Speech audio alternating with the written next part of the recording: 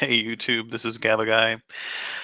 I had a conversation with YouTuber John Laun, who I guess he must have been around for a while on YouTube, but it sounds like, or what I gathered was that he has not participated before. We just did a video hangout. It wasn't live. Um, it was an interesting conversation. He was more well-versed and nimble with the presuppositionalist argument than I expected. But there was nothing new about his presuppositionalist argument. Same, and a big majority of it came straight out of the Saiten-Bruggencate playbook. He was really, he was practiced, obviously, especially in his avoidance of any kind of inquiry into the Bible whatsoever. He was not willing to respond in any way to any time that I pointed out and basically ignored his objections and pointed out contradictions and problems with the Bible. He diverted back and basically tried to shut me down and say that I was borrowing from his worldview, the same old kind of shtick, that I can't make any kind of claims, and that without certainty I can't make any kind of knowledge claims, yada yada. The thing that I found most interesting, I suppose, in our conversation, and John, I guess when and if you hear this, this is my takeaway from the conversation. You said at the end that you hoped that I gave you something to think about.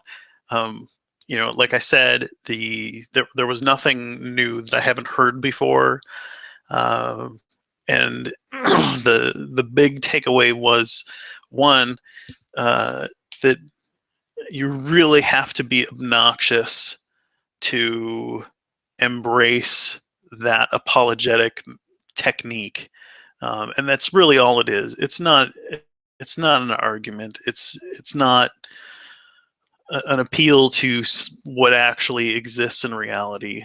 All it is a diversion tactic. And you expressed concerns about the rate at which kids are leaving the church, and you were suggesting that by kind of inculcating them with this apologetic methodology, that you thought that they would be, I guess, inoculated against doubt and questions and things like that. I don't think that that's going to work, and here's why. Because I think most people are actually interested, especially when they're in their formative years, and they're questioning and trying new ideas out. They go off to college, and they've been loaded with this kind of silly argumentation and apologetic, and they're confronted with people who point out to them the problems with the Bible.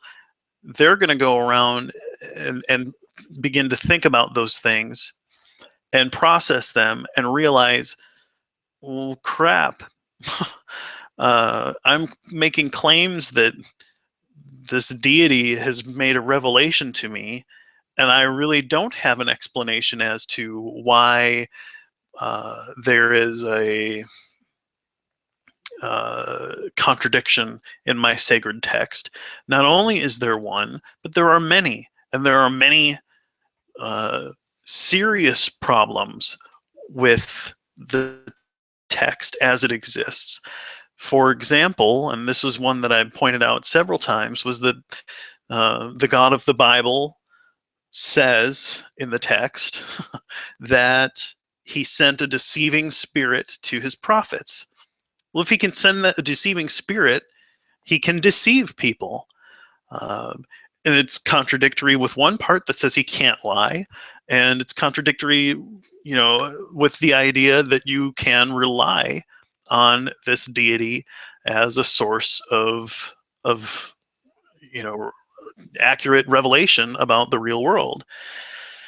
And when your students are exposed to these problems with the text, if you are not able to address them, they're going to have to grapple with them themselves. And if you are not able to present it to, present reasons and some kind of explanation that makes sense to me, I'm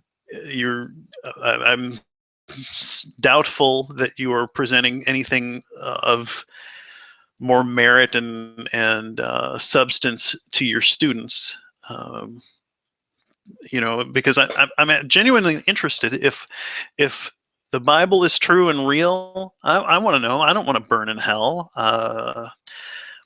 But I don't find it persuasive. I don't find it compelling, and I think that your argument is nothing more than really a parlor trick and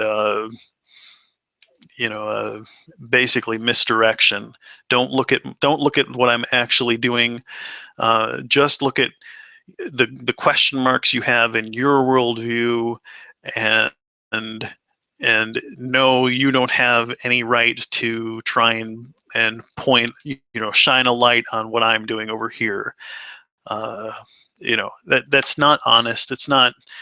It's just disingenuous, and it's grown so old. So anyhow, that was all I had. I enjoy kind of finding new people when I get involved with conversations and video comment threads and things like that, and bringing them into the fold as far as our community and things. John, I honestly would not even invite you to come and be participatory in more of the hangouts and things that we do, because you're just obnoxious. You didn't. It was trying to stuff words into my mouth, things that I again and again said.